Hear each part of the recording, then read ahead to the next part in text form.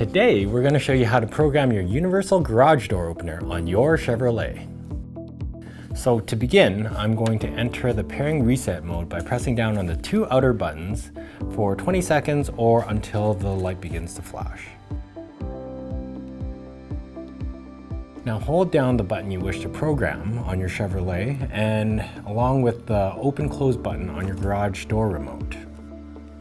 Your garage door opener should be paired, but if by chance it isn't, you may have to complete an extra step by pressing the Learn button located on the garage motor. Now re-enter your vehicle and press the Program button for 2 seconds and release. I found that it would usually learn it on the second or third press. And there you have it, your universal garage door opener is now programmed.